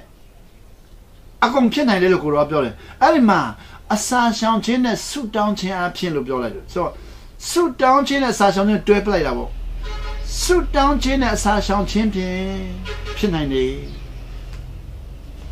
ဒီနေ့ကျွန်တော်သက်သေခံခြင်းပါတယ်ကျွန်တော်ကိုယ်တိုင်ဆုတောင်းခြင်းနဲ့အစာရှောင်ခြင်းကိုဆန်းသက်လာတဲ့အခါမှာတဖြည်းဖြည်းနဲ့သဘောပေါက်လာတာပေါ့ဆိုတော့အခုဒီနေ့တွေ့မှလည်းအခုအမေရိကန်နိုင်ငံမှာနော်ဆုတောင်းတောင်3-4ခုရှိတယ်အဲ့ဒီမှာဆုတောင်းတောင်တစ်ခုမှာတော့အခုကျွန်တော်ချင်းလူမျိုးတွေ4ယောက်5ယောက်ခုတို့ရှောင်းတယ်တစ်ယောက်ကရက်40မိနစ်ပြီးသွားပြီရက်40ပြီးတစ်ယောက်က21ရက်ပြီးသွားပြီတစ်ယောက်က15ရက်ပြီးတယ်တစ်ယောက်က14ရက်ပြီးတယ်အခုတစ်ယောက်က9ရက်ပြီးတယ်နော်9ရက်ပြီးတဲ့လူနဲ့14ရက်ပြီးတဲ့လူ21ရက်ပြီးတဲ့လူနဲ့ရက်40ပြီးတဲ့လူတို့ကျွန်တော်စာရေးကြတယ်တို့ကျွန်တော်စာရေးပြီးတို့မေးခွန်းမေးလာတဲ့ခါမှာ9ရက်ပြီးတဲ့လူမေးတဲ့မေးခွန်းနဲ့14ရက်ပြီးတဲ့လူမေးတဲ့မေးခွန်းနဲ့21ရက်ပြီးတဲ့လူမေးတဲ့မေးခွန်းနဲ့ရက်40ပြီးတဲ့လူမေးတဲ့မေးခွန်းကမတူဘူးဘာလို့မတူတယ်လဲဆိုတော့တို့ကြုံတာမှမတူတာကြုံတာမှမတူတာအဲ့ဒါကြောင့်ကျွန်တော်ဗာလဲအတွေ့အကြုံများလေးလေးအမြင်ကျဲလေးလေးအမြင်ကျဲလေးလေးစဉ်းစားနိုင်စွမ်းကောင်းလေးလေးစဉ်းစားနိုင်စွမ်းကောင်းလေးလေးဝတ္တရားကျေပြတ်မှုရှိလေးလေးဝတ္တရားကြည်လေးလေးမိမိရဲ့ဖြစ်ချင်းဖြစ်တယ်မှုတွေကိုသဘောပေါက်လေးလေးပေါ့ဆိုဒီနေ့တော့ဒီကုန်းချုပ်မယ်ဘယ်လိုဒီကုန်းချုပ်မလဲဆိုတော့စဉ်းစားတဲ့နေရာမှာလေစဉ်းစားတတ်တဲ့လူရှိတယ်စဉ်းစားတတ်ဖို့လိုတော့မစဉ်းစားတတ်ရင်လွယ်လွယ်လေးနဲ့ရမယ့်ဟာတွေကိုခက်ခဲနဲ့ရတတ်တယ်နံပါတ်1ရှုမြင်တဲ့နေရာမှာလဲရှုမြင်တတ်တဲ့လူရှိတယ်မရှုမြင်တတ်ရင်လွယ်လွယ်လေးနဲ့မြင်ရတဲ့ဟာတွေကိုခက်ခဲနဲ့မြင်ရတယ်အခုကျွန်တော်ကွန်ပျူတာဒီနေ့ကျွန်တော်သုံးနေတဲ့အခု Zoom ပညာပေါ့အခုကျွန်တော်တရားဟောနေတဲ့ကွန်ပျူတာMicrosoft ဟာ Bill Gates ကနေပြီးတော့တဲနဲ့လုပ်တယ်တဲ့တဲနဲ့ကျွန်တော်တို့ချင်းပြည်နယ်မှာတဲတွေများလုံးလို့မြန်မာနိုင်ငံမှာတဲတွေများလုံးလို့မြို့ဝကျွန်းပေါ်မှာတဲများလုံးလို့အဲ့ဒီတဲတွေအားလုံးကျွန်တော်ဗာလဲတိုက်ရင်ဆောက်တဲ့နေရာမှာ okay ဘီလက်မြန်မာပဲသုံးတာကျွန်တော်တို့ကဘီလက်မြန်မာသုံးတဲ့ဟာကို Bill Gates ကနေပြီးတော့ Microsoft နဲ့သုံးလိုက်တော့ဘီလက်မြန်မာလုပ်တဲ့တဲတစ်ချင်းမြန်မာငွေ1000 Microsoft မှာတော့သုံးလိုက်တော့300 300ရသွားပြီပေါ့ဆိုတော့ဖြစ်လေအမြင်ကွာသွားတာပေါ့အမြင်ကွာသွားတာပေါ့စဉ်းစားတတ်ပုံကွာသွားတာပေါ့စိတ်နေစိတ်ထားစိတ်နေထားတတ်ပုံစိတ်ထားတတ်ပုံတချို့တွေဟာနော်ခွင့်လွှတ်ရမယ့်ဟာကိုရန်သားပြုတ်လိုက်တယ်ခွင့်လွှတ်ခြင်းကိုတော့မဖြစ်နိုင်ဘူးလို့ထင်ပြီးတော့ရန်ပြုတ်မဲ့တယ်တတ်မဲ့တဲ့တကယ်တမ်းဆိုလူတယောက်ကိုသွားတက်လိုက်ရင်နောက်ဆက်တွဲကကိုလည်းတက်ခံရမယ်လူတယောက်သွားထိုးလိုက်ရင်နောက်ဆက်တွဲကိုလည်းထိုးခံရမယ်အဲ့ဒါပါလေနျူတန်နိယမတဲ့တက်ရောက်မှုတိုင်းမှာသူနဲ့တန်းတူတက်ရောက်မှုရှိတယ်အဲ့ဒါယူပတ်ပြီလား လောကမှာတက်ရောက်မှုတိုင်းဟာသူနဲ့တန်းတူတက်ရောက်မှုရှိယူပါပြီလားဖယားသခင်ကဘာပြောလဲတင်စိုက်သမျှရိပ်ရမယ်တင်လောက်တဲ့အတိုင်းတင်ပြန်ခံရမယ်ဖယားသခင်နေရာမှာယူပါပြီလို့ဆိုဖယားသခင်ရဲ့အလုပ်ကိုလူတွေကနာမည်တက်လိုက်တာယူပါပြီလားနျူတန်နေရာမှာကတက်ရောက်မှုတိုင်းမှာတင်နဲ့ထိုက်တန်သောပြန်တန်ပြန်တက်ရောက်မှုရှိတယ်လူတယောက်ကိုတက်လိုက်ရင်ကိုယ်တက်ခံရမယ်လူတယောက်ကိုထိုးရင်ကိုယ်ထိုးခံရမယ်လူတယောက်ကိုလိန်ရင်ကိုယ်လိန်ခံရမယ်ဆိုဒီမှာလူတယောက်ခွန့်လွှတ်ရင်ကိုယ်ခွန့်လွှတ်ခံရမယ်လူတယောက်ကိုတနာရင်ကိုယ်တနာခံရမယ်လူတယောက်ရှိမှနှိမ့်ချက်ရင်အနှိမ့်ချက်ပြန်ခံရမယ်လူတယောက်တနက်နဲ့ပြည့်ရင်ကိုယ်ပြစ်ခံရမယ်ဒီနေ့လက်ရှိမြန်မာနိုင်ငံကိုလက်ရှိအခြေအနေပေါ့မြန်မာနိုင်ငံလုံးပေါ့တနိုင်ငံလုံးရွေးချယ်ထားတာတော့ပြစ်ကြမယ်တတ်ကြမယ်ဆော်ကြမယ်ပေါ့ဆိုပြစ်ကြမယ်တတ်ကြဆိုတော့ဘယ်သူမှပြစ်ကိုလည်းပြစ်ခံမှာပဲလေဟုတ်လို့ဒါဖျားသခင်နေရမှာမြန်မာနိုင်ငံနေရမှာမဟုတ်ဘူးချင်းနေရမှာလည်းမဟုတ်ဘူးယုံကြည်သူတွေနေရမှာလည်းမဟုတ်ဘူးဖျားသခင်နေရမှာဟစ်တလာလည်းသူများကိုတတ်တယ်သူလည်းတတ်ခံရတာပဲလောကမှာသူများကိုတတ်တဲ့ရှင်မင်းတွေအားလုံးပြန်တတ်ခံရတာပဲမလွတ်ဘူးလောကမှာသူများကိုတတ်ဖို့နော်လက်နဲ့ခံတဲ့လူတွေအားလုံးပြန်တတ်ခံရတာပဲမလွတ်ဘူးကျွန်တော်သိတယ်လို့လွတ်တဲ့လူမတွေ့ဘူးပြန်မလို့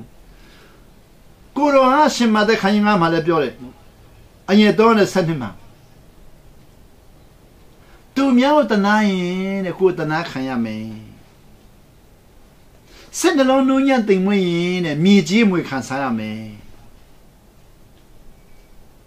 စိတ်မသာညှိတွားတဲ့နေရာကိုခံစားရင်တဲ့ကိုလည်းအချီးမြှောက်ခံရမယ်ငြိမ်းချမ်းရဲ့လို့ရင်ဖျားသားလို့တော့ခေါ်ခံရမယ်ကြည်စမ်းစဉ်းစားတတ်ဖို့လိုတယ်ရှုမြင်တတ်ဖို့လိုတယ်စိတ်နဲ့စိတ်ထားတဲ့နေရာအထားတူမှန်ဖို့လိုတယ်လက်စားချီတဲ့နေရာမှာစိတ်ထားသွားမထားဘဲနဲ့ခွန့်လွတ်မဲ့နေရာမှာထားဖို့လိုတယ်သူများအပြစ်ရှာတဲ့နေရာမှာစိတ်ထားသွားမထားဘဲနဲ့နှိမ့်ချက်တဲ့နေရာမှာထားဖို့လိုတယ်ကျွန်တော်ရဖေမေကျွန်တော်ရမေကျွန်တော်ဖိုးကျွန်တော်ဖွာရသူများလက်စားချီတတ်တယ်ချင်းလူမျိုးတွေကလက်စားချီတဲ့နီးတီးတယ်ချင်းတွေကမွေးပါကလေးဘိုးပါကလေးလက်စားချီတယ်ဘယ်သူမှအရှုံးမခံဘူးအင်္ဂလိပ်လက်ရှုံးမခံဗမာလက်ရှုံးမခံဘူးဗမာတွေကပါလဲအင်္ဂလိပ်လက်ရှုံးမခံနောက်နိုင်ငံလက်ရှုံးမခံဘူးဒါစိတ်ထားတွေဟာနော်ကိုပြန်တက်ခါမယ်အာဒမ်ကလေးကဖြစ်လာပြီးသားဗမာမဆလာမို့ချင်းမဆလာမို့ဥရောပနိုင်ငံတစ်ခုလုံးစပြီးသားနော်ဝေးနိုင်ငံမှာလဲသူတို့အကုန်လုံးတက်ကြတာဖင်လန်နိုင်ငံဆိုရင်ယောက်ျားအလုံးတည်တယ်မွန်ဂိုလီးယားမှာဆိုရင်ယောက်ျားမရှိတော့အသက်ခံရတာကျင်ကျစ်ခံကြောင်းကိုယ်အလူတိုင်ကိုတက်ခံရတယ်စဉ်းစားတတ်ဖို့လိုတယ်အဲ့ဒါဘယ်လိုစဉ်းစားမလဲအစာရှောင်ခြင်းနဲ့ဆူတောင်းခြင်းအပြင်ဖြစ်နိုင်တယ်ရှုမြင်တတ်ဖို့လိုတယ်ဘယ်လိုဖြစ်နိုင်မလဲတဲ့အစာရှောင်ခြင်းနဲ့ဆူတောင်းခြင်းအပြင်ဖြစ်နိုင်တယ်နှင့်ပါတယ်နော်တွဲရမယ်ပေါ့စိတ်နဲ့စိတ်ထားငုံမြက်ဖို့လိုတယ်အစာရှောင်ခြင်းနဲ့ဆူတောင်းခြင်းအပြင်ဖြစ်နိုင်တယ်ဝတ္တရားထားတတ်ဖို့လိုတယ်ရန်သူကိုပြုစုဆောင်ရှောက်တဲ့ဝတ္တရားကိုယ်တတ်မဲ့လူမေတ္တာပြည့်နဲ့ပြန်လဲအခမ်းပေးတဲ့ဝတ္တရားအဲ့ဒါခွေးမှရှိတယ်ကျွန်တော်တို့ကခွေးကိုအထင်သေးတော့လဲခွေးကကျွန်တော်တို့အပြတ်တက်နိုင်တယ်ခွေးကတခင်ကသူ့ကိုတတ်တဲ့ချိန်မှာသူကလိမ်မာစွာတက်ခံတယ်ပြုံးပြီးတော့တက်ခံတယ်ပြုံးတက်ခံတယ်ကျွန်တော်တို့ကခွေးကိုထင်သေးတော့လဲကိုရောကကျွန်တော်ခွေးအဖြစ်တင်နန်းပေးနေတယ်ဖြစ်တည်မှု identity နော်ကျွန်တော်တို့ဖျားသားဖြစ်တယ်နော်မြင်တတ်ဖို့လိုတယ်လက်ခံတတ်ဖို့လိုတယ်ချင်းလူမျိုးဖြစ်တာဗမာလူမျိုးဖြစ်တာကိုပြစ်ပယ်ရမယ်ဆိုတော့မဟုတ်ဘူးပေါ့ချင်းဖြစ်တာပြစ်ပယ်ရမယ်ဗမာဖြစ်တာပြစ်ပယ်လို့ပြောတာမဟုတ်ဖျားသားဖြစ်တာလက်ခံတတ်ဖို့လိုတယ်တောင်းတဲ့ခါမှာလည်းတောင်းတတ်ဖို့လိုတယ်